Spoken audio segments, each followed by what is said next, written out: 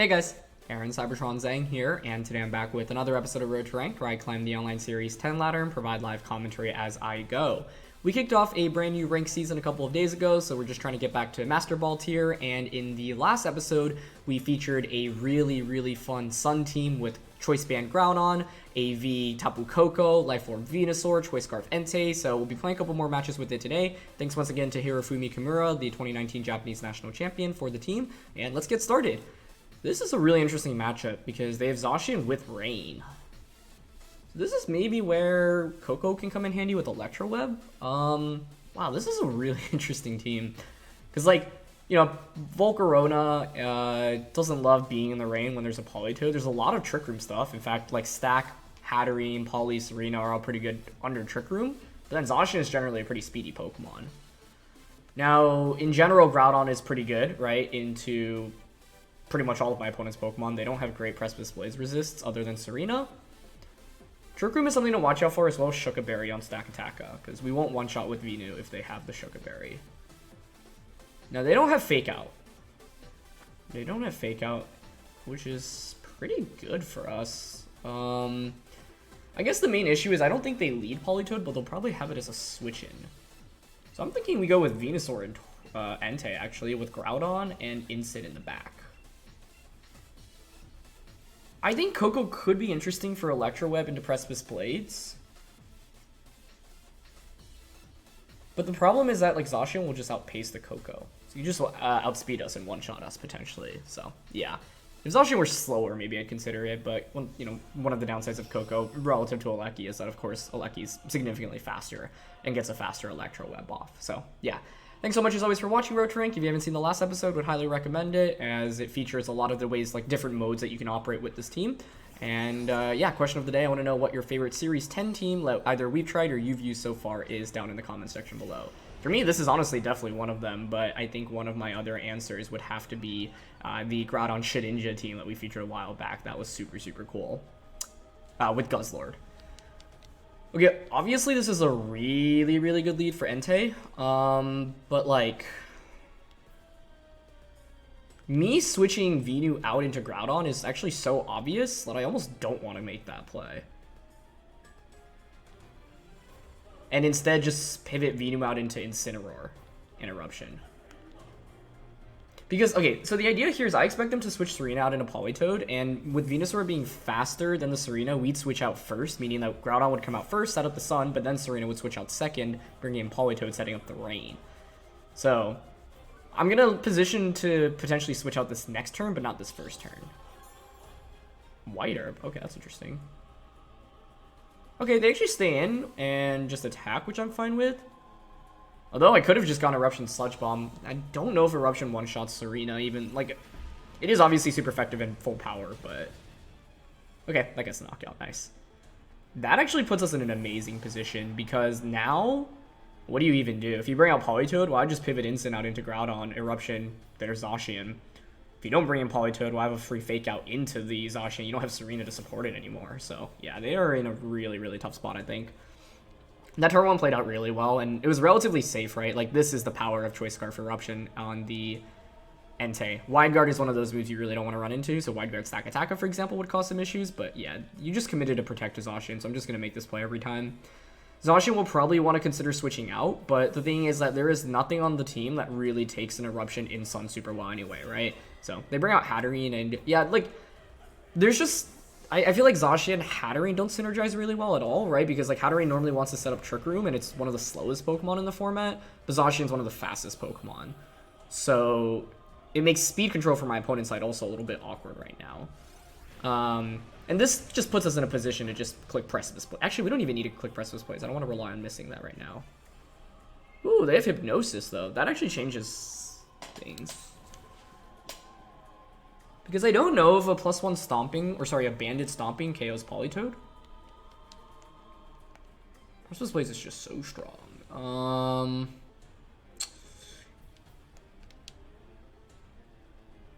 Okay, what if I just Heat Crash Hatterene? So the thing is, if I Precipice Blades, it KOs Hatterene, KOs Politoed, and KOs Zacian. It's a position where I like don't want to rely on it, but I think it's just so strong that even factoring misses, it's still the play to go for. Because I'm not confident in +1 Stomping Tantrum, sorry, Choice Band Stomping Tantrum, one-shotting Politoed anyway. If I was 100% confident about that, then I would probably go for that. But I'm down to just press this Blades here and honestly just take a turn of my sleep here on the Entei. Okay, so they're going to stay in with both. They're not going to protect, so it comes down to whether or not we hit these, and looks like we are going to connect. Nice. By the way, I got this question the other day, and people are always like, oh wow, Poly survives that. That's impressive. Someone asked, like, oh, how can you tell when a move hits or misses, like, before it actually comes out? And there's, like, a slight delay in animation in terms of the text. When Press Plays connects, like, it's seamless, basically, the transition from the text to the animation showing. And when there's a miss, there's, like, a slight delay, basically. So, yeah. So someone theorizes because the videos are delayed, but no, these are all basically real time. We get a pretty lucky Hypnosis dodge there, but yeah, Hypnosis on Politoed is such a, like, inconsistent move, right? But it's their best move by far in this position, so you obviously have to go for that. It makes total sense. But now I'm just going to switch out, get an Intimidate onto Zacian. And at this point, Venusaur should be able to close out the game by itself. Plus Groudon. Like, the idea is just getting Venu and Groudon out safely next to each other, because then Venu can just Grass Knot Poly, and Groudon doesn't have to rely on Pressive Plays. We can just Heat Crash. But pretty impressive bulk from that Politoed. I didn't think it could survive a Choice Band Pressive Blades, so yeah, I definitely don't think it was surviving Stomping, but we get a fortunate early wake up with Entei here too, so Entei's just demolishing this game and eating it up. That's a full power boosted Eruption in Sun, enough to one-shot Zacian, so like, you can see how good this team is, right? Because it has so many good answers into the most common restricted Pokemon, and it makes it tough for those Pokemon to even play the game in general, right? Like, Zacian is going to struggle a lot, because you have Scarf Eruption in itself, as well as Groudon and Incineroar. Calyrex Shadow Rider, as you may remember from Game 4 yesterday, well, that struggled a lot into Shadow Ball Porygon 2 with special attack investment. We haven't run into Xerneas yet. That one's pretty interesting, because, like, you know, Bandit Press Displays does a lot into it. Life Orb Sludge Bomb from Venu does a lot into it, especially pre-Geomancy. Instant Roar as well. So, once again, like, the mark of a really good team is one that has, like, you know, at least neutral to positive matchups across the board. You're not going to have a positive matchup against every team and every restricted, but the more you have, you know, the better it is. And this team certainly does it, especially into, like, the most common teams, and that's one thing that's really, really critical. So, next game here, we're up against Yveltal. Very standard support next to it. Yveltal's interesting because we can't really KO it very quickly. Like, we can't burst it for damage. I mean, we can, but even 2 attacks might not KO it, which is the scary thing. Alecki plus Yveltal is a lead I'm nervous about my opponent going with. I think Koko's really good into Yveltal here, so I like leading that. Venu is so good into everything that's not Yveltal, right? Like, we have Sludge Bomb for Rillaboom, Feeny, Grass Knot for Urshifu, or Sludge Bomb if you're not water, Earth Power for Alecki, or Power for Incin.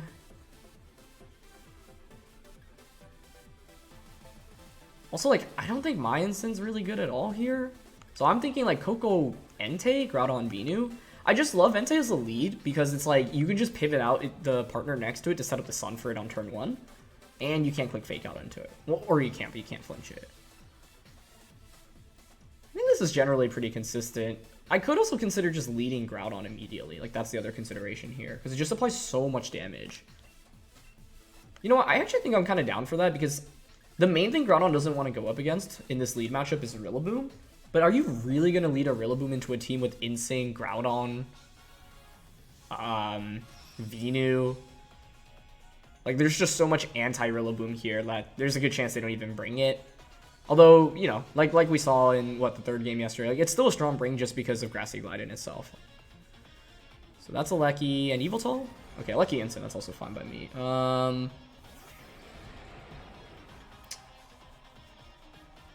What do I want to do turn 1? They obviously, you have to Fake Out Groudon here, right? Like, there's no way you don't. But I'm okay with that. Because Alecki is in a really bad spot. So I could see them Electro Webbing or just going for a Volt Switch. Instant could also hard pivot out here. Like, you could go into Yveltal, so I might actually click Rock Slide then just to cover for that option.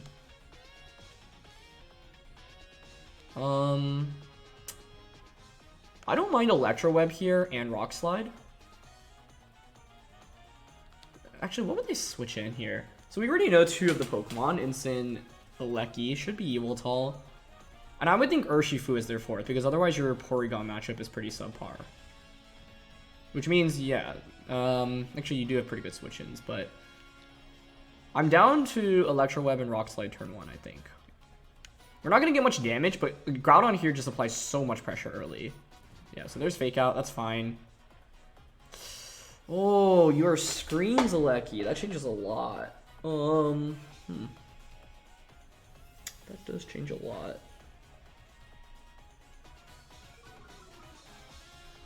Okay. If I had to guess, it's Light Clay dual screens. We hit 169. So 170. I mean, we're still not outspeeding max speed Aleki, even at them being at -1. The thing is, I have Nature's Madness, but I could also just Electro Web here and Stomping Tantrum to KO Incin. I don't think Aleki is really a threat to us at all in this game. And we have Nature's Madness to deal with Koko, so yeah, I'm down to Electro Web here and Stomping Tantrum, I think. It's just that, like, this could easily pivot out into Eviltal right now. So, yeah. I'm going for Stomping, but I think they probably switch Incin out here. They don't, though. Okay, that's good. So the question is, does -1 Choice Band Precipice Blades KO Incineroar through Reflect at 70%? I honestly think the answer is yes, but I don't know. Incineroar is just such a tanky Pokemon. The idea here behind not knocking out Aleki, by the way, is to just deny them a free, like, 2 free switch-ins immediately, and by going for Stomping, I don't have to deal with the Precipice Blades miss either. Okay, sick. Good. Yeah, I mean, like, I figure there, if you do hard switch into Eviltal, when you take an Electro Web, your speed drops immediately, and I think the Koko here is just really, really good into Eviltal in general. So I'm glad we get to highlight Koko a little bit more, because I feel like yesterday we didn't bring it out as much. At least, actually, I feel like we brought it to a couple games, but it kind of just fainted. Like, we used it kind of to trade things off, which is totally fine. Okay, they bring out Urshifu, and your Dark Urshifu. Cool, that's good. Yeah, they're in a really weird spot right now. Like, I think I'm down to just Electro Web. Actually, do I even want a Web? Why not just Dazzling here? Because I don't think a Electro Web into Stomping KOs anyway. So Dazzle at this point, like, their last one should be Eviltal, right? So, like, yeah, just Dazzling Gleam into Stomping Tantrum here seems fine. Let's see if they protect Urshifu. You could switch Aleki out or just Volt Switch out. But, okay, yeah, they're going to hard switch, which is fine. Oh, they didn't bring Eviltal. That makes sense, because honestly, Eviltal has a pretty tough matchup into Koko in itself, but I don't think Feeny applies nearly enough pressure for me to be scared here. And Stomping should just KO the Urshifu. They're going to Wicked Blow. Even if you're banded, though, Groudon should survive. Yeah, I don't think that's banded either. Nice. Like, this is the classic, you know, my opponent just has no damage output. When you bring Incin, Aleki, and Feeny, I think all of their eggs are right now in the Tapu Fini basket. Like, it's probably a Calm Mind variant. They're just going to try to Calm Mind it up. But does Aleki have Protect? That's one of my main questions right now. Either way, like, even if you have Calm Mind, we have Nature's Madness, so I can chip away at you, which is really nice. So, like, here I think I want to just Electro Web to ensure I outspeed Feeny in this late game with all of my Pokemon. And I'll just Stomping Tantrum into the Regieleki. And they just go for Electro Web. Perfect. Yeah, they had no damage into Koko this game other than Flare Blitz from Incineroar, but because of the Groudon lead, they never had an opportunity to Flare Blitz. So, like, once again, this highlights how important lead matchups with this team are, right? Because, like, my opponent basically had no options to play the game from turn 1, because, like, with their leads. Because Groudon just applied so much pressure. Yeah, and, like, it's so nice to have Stomping Tantrum here, because as a result, I don't have to rely on Precipice Blades at all. And once again, like, it's scary when you have so many attacks that can potentially miss, like Electro Web, like Rock Slide, you know, etc., etc. So, yeah. They are going to Calm Mind, but it is a 4v1 at this point, so it's a little bit too late. That was probably their best win con in this matchup. They also don't have a Leftovers, right? So, like, you probably have a Berry to heal, but that's not going to be super valuable. So let's see. It's the last turn of Sunlight, we're at -1. So in this position, it's best to probably just go for you know, might as well just go for 100% consistent attacks. Volt Switch. We can go into Entei. Entei can Snarl. I bring Groudon back out to set up the Sun, and then Venu can just Grass Knot at any given point. But with no leftovers here, like, at best, you have an extra, like, 25 to, you know, 33% of HP, like, you can recover from your berries. But that's not really too scary, right? And actually, I can probably just bring out Venu immediately here. The only risk is they get a Muddy Water accuracy drop on it, and if they do, I'll probably just switch Venu out. If not, then the next turn we can just win the game with damage. So Combine Feeny under screens was a pretty smart win condition to play towards, I think, but it just took too long for my opponent to get that going. Yeah. Like, if they had even one other Pokemon next to it right now, this actually would be pretty scary, honestly. So let's just double check. There's 2 turns of Misty Terrain, 3 turns of Reflect, 4 turns of Light Screen. And we have dropped this thing's speed. Yeah, I mean, we're in a position where I think I can just Sludge Bomb. And, like, the thing is, I don't even think... We should just go for 100% accurate attacks, honestly, right now. Because, once again, the Feeny can't really heal. And I don't even think a +2 Feeny can do anything into Venusaur. It's impressive bulk, though, you can see. We just have so many Pokemon here that, like, I don't think they have any way to win, so we can just click the 100% accurate attacks and guarantee it, right? So, there's the berry finally, but like I said, now you have no more recovery past this.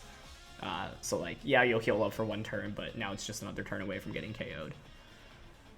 Muddy Water's gonna come out, that's fine. Probably gonna KO Entei. Yep. If you don't get an accuracy drop on Venu, it's a guaranteed win already. Because then we just bring out Koko and then Volt Switch into Sludge Bomb. Yeah. The decision to not bring Yveltal is interesting because I think Yveltal is still worth bringing because it's really good against everything that's not Koko. And like even though Koko is very scary, Yveltal is a Pokemon that has pretty good sustain via Oblivion Wing, which obviously hits Venu for super effective and can just heal all the way back. So I'm honestly pleasantly surprised and pleased they didn't bring that because it might have made the game a little bit harder if they did.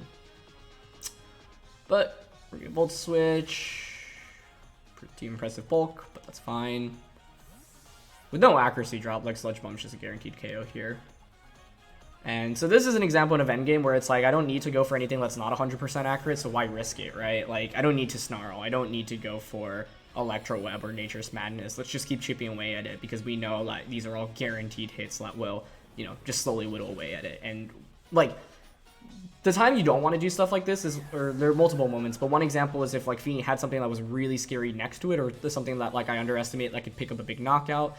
That's one thing to watch out for. Another thing to watch out for is a Pokemon that has sustain and can heal up multiple times, i.e. Recover Ho-Oh, Recover Porygon 2, Pain Split Dusclops. Those are Pokemon where you can't just slowly, you know, chip away at it turn by turn because they can potentially just waste all of your turns with a single healing attack. But we know Feeny, you know, is only not, like, it doesn't really run healing, of course, and outside of leftovers and the berries, and both of those don't give you a huge burst of healing like some of the other moves I just mentioned do. So, yeah, fun 2 games to get started, and let's look for another one. Alright, next match of the day here. We finally reached Master Ball tier, so that's nice. And we're up against Calyrex Shadow Rider. Why do I feel like I played against this team? Like, I know it's very similar to Ryota's Players Club Invitational team, just with Tapu Koko over NDD, but I feel like I played this variant as well, so, like, pretty recently. I don't remember if that was on road to ranked or not. This one's interesting because, like, Porygon has Shadow Ball, which in itself is really good against Calyrex, but Ryota... his Arcanine was more support-oriented. Which can Snarl. It's mainly Mienshao, basically. Like, the Mienshao plus Calyrex duo looks kind of scary here. It's actually very scary.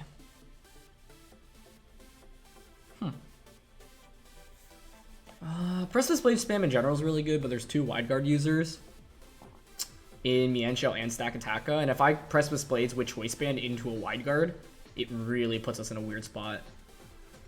So I think I like leading Entei generally. I don't know, Entei Grotto might still be okay here. I want Porygon in the back because it's very good offensively and completely walls Calyrex. And then I think Venu is the last one because this just gives me a way to one-shot Stakataka. It's also really good into... I mean, that team is relatively frail, right? So, yeah, this one's definitely interesting. I'm curious what the Koko set is.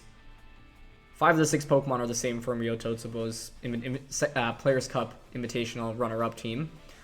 I'm wondering if it's the same sets. They're going to go with Arcanine and Wims. Okay.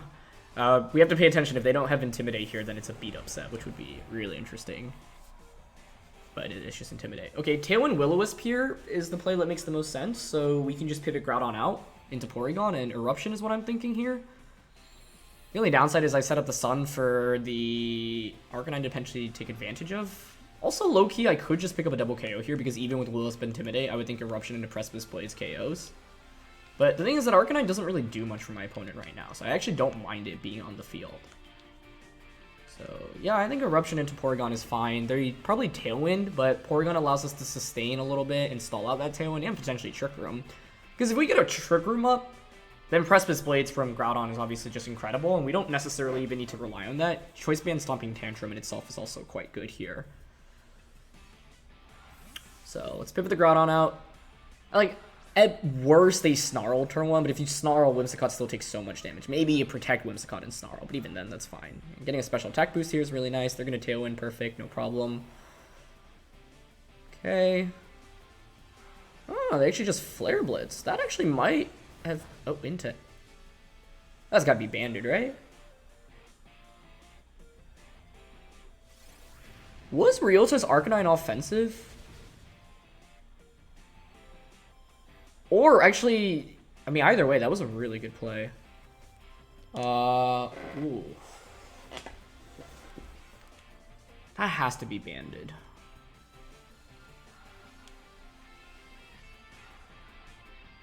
That was really, really well done. Okay.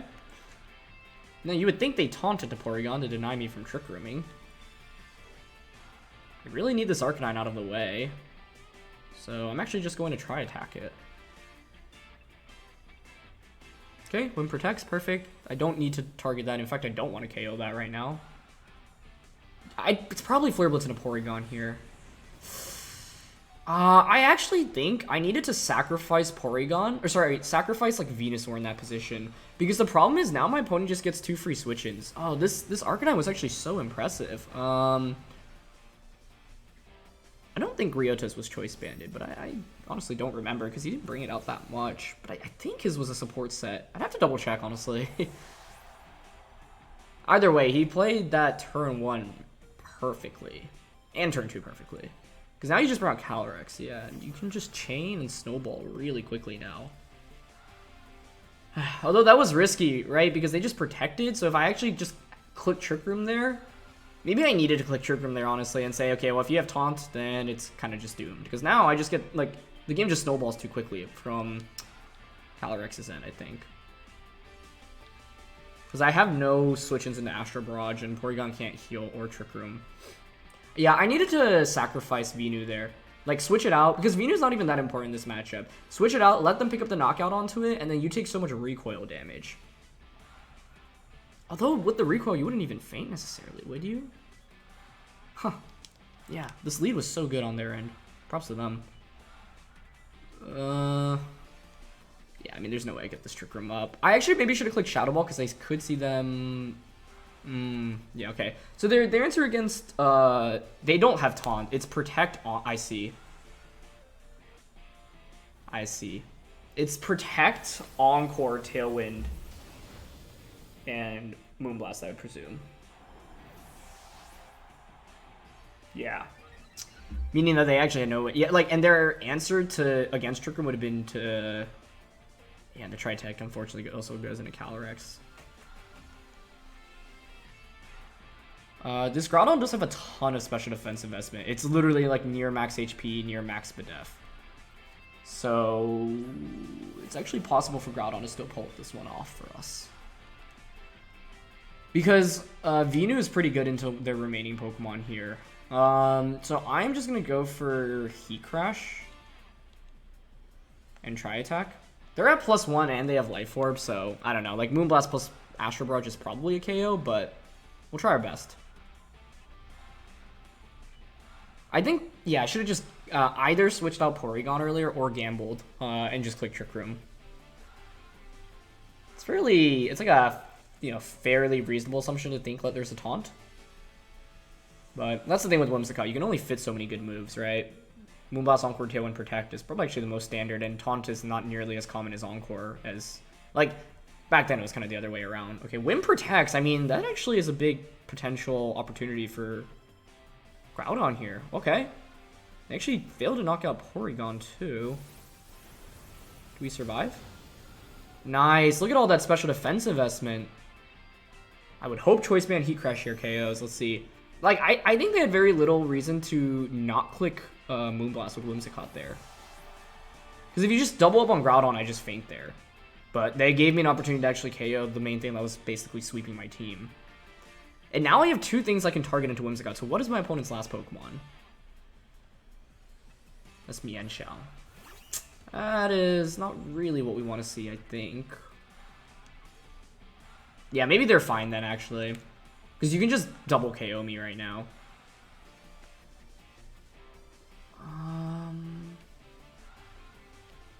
Does it even make sense to like switch Groudon out to reconserve the sun? I don't even think so. Because like Venusaur probably just gets hit by a knockoff. Okay, yeah, they probably still end up winning this. That Arcanine was so impressive. They made really good use of that, so kudos to them. Knockoff, yep. Because if I switch in Venu there, like I think my win con is hope that they just don't do enough damage with... I could have switched to Porygon there if I'm expecting Moonblast, right? Because then I have two Pokemon out, then you actually have to respect the Porygon out in the field. But I was going to say, my win con here, I think, is just a Sludge Bomb Poison into the Mienshao. Like, hope to take knockoff Moonblast. Actually, because you remove my Life Orb, I don't think Sludge Bomb even into Poison does enough damage. But that's my best bet right now. Because Mienshao's definitely sashed here. Yeah, did Ryota's Whimsicott have Taunt? I don't remember. I don't think it did. I don't think it did. And this is like a... This seems nearly identical to Ryota's team. I want to double check the Arcanine afterwards, because that's one thing I was really curious about. Okay, Knockoff doesn't do that much, so we're looking for a crit poison here, basically. Because Moonblast itself won't do that much damage to Venu. 95 down to 73. Yeah, that did nothing. That did 22 damage total. Actually, just a poison here is fine. I don't think we need a crit. No poison. If we get the poison there, we'd actually win the game, because then we just protect the subsequent turn, and 2 ticks of poison should KO Mienshao, and then we win the 1v1 against Whimsicott. Yeah, I don't really think there's any way to win at this point. I'll play this turn out, actually, just to see how much they do with Mienshao. They could always, like, mess up and, I don't know, like, protect the Whimsicott, but yeah, they just CC. Yeah, that's enough. Yeah, that Arcanine was really impressive. Turn 1, I could have just Precipice Bladed, but I was trying to respect Will-O-Wisp there. Wait, I think Ryota's Arcanine, like, had an offensive moveset? But also had a berry, if I remember correctly. That looked like Choice Band damage to me onto the Entei. So maybe it's a slightly different variant. Like, that would make a lot of sense. But yeah, I want to quickly double check Ryota's team, because I'm just curious, since that you know had so many of the same Pokemon. So I double checked, and yeah, Ryota's Arcanine was Citrus Berry with max HP, max attack, Flare Blitz, Close Combat, Extreme Speed, Protect. But based off the damage output Arcanine did into Entei, that had to have been Choice Banded. So yeah, it's a modified, you know, Ryota team, which is really cool, right? Like, I think that's actually one of the smartest things to do, is to take a popular team and basically change either some of the moves or some of the sets while running the same Pokemon, because a lot of times players will play running against it expecting a very specific combo. Although I honestly like misremembered. I thought the Arcanine had Will-O-Wisp, but that's still generally something you want to cover for. But they played really well that game, and yeah, that Arcanine put in so much work. It's a Kyogre team here, but the rest of the Pokemon are really interesting. Whimsicott, Cinderace, Galarian, Moltres, Entei, Suicune. Okay. Generally, I feel like I want to set up Trick Room here. I have to worry about Roar from both of the legendary dogs from my opponent's end, right? I think I always like Koko plus Porygon, because it's kind of like a middle of the ground lead, where, like, let's say you don't lead Whimsicott, I can just Electroweb and then start pivoting into Groudon. Entei really doesn't do enough for me here to justify bringing it. Venu's entirely too good against Kyogre to not bring it, so yeah. This is a really interesting team. Like, a lot of this feels like, you know, Series 7, Series 8. Was it 8? Which is the non-restricted formats with Whimsicott, Cinderace, Moltres. They're gonna go Whimsicott and Entei. Okay. Entei could be safety goggles with Roar. Whimsicott could have Taunt or Encore. See, the thing here is you typically want to Taunt. Now, Whimsicott protecting turn would be a really good play, because the play I want to make is Electro Web into Ice Beam to just snipe off Whimsicott. Because we should survive a Sacred Fire from Entei, unless it's Choice Banded. But then it's like, in order to get the Sacred Fire off before I Electro Web, okay, they just Tailwind. Surely means they have Taunt then. Or Roar on Entei. But, yep, there's Sacred Fire. If we survive, this is fantastic, and yeah, nice. Okay, this is great. So, like, obviously I would have preferred to click Trick Room on turn 1, but with Whimsicott, like, I don't mind getting it out of the way now, because now I don't have to deal with the threat of, Taunt, right? Or Encore, at that matter. The main thing is this next turn that we have to get through, because you can just bring out Kyogre, and then just click Water Spout. And I could pivot Koko out into Groudon, but I feel like ideally I want the free switch it into Groudon.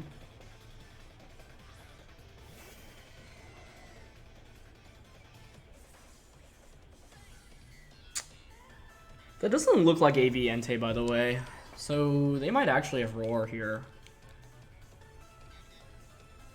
Which would be a problem, because the play I want to lean towards right now is pivot Koko out into Groudon and Trick Room. It is just such an obvious play.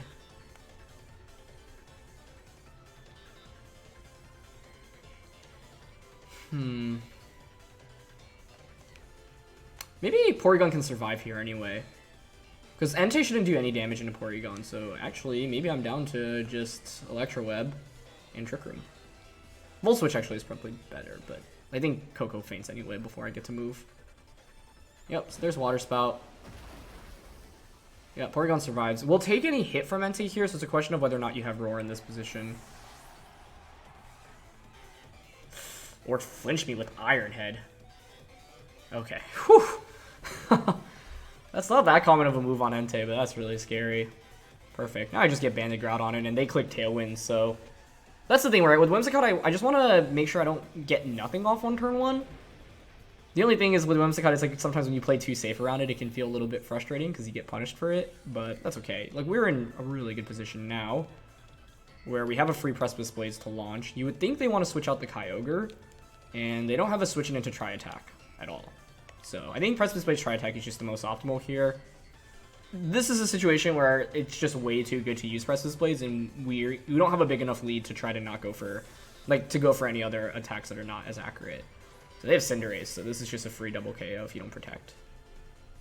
They have V-Speed. This does allow them to win the Weather War, but I'm actually okay with that because I have Venusaur in the back.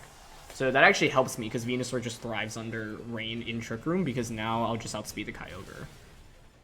So that's a double KO. The only problem here is that Life Orb Grass Knot might not be a KO onto Kyogre, so it might still be contingent off hitting a Precipice Blades on Groudon's end, which is a little bit scary. Now, if they actually had Galarian Moltres there, that things could have gotten dicey pretty quickly. Because then you have a safe switch in, and E-Speed would KO Porygon before it would get a Tri-Attack off.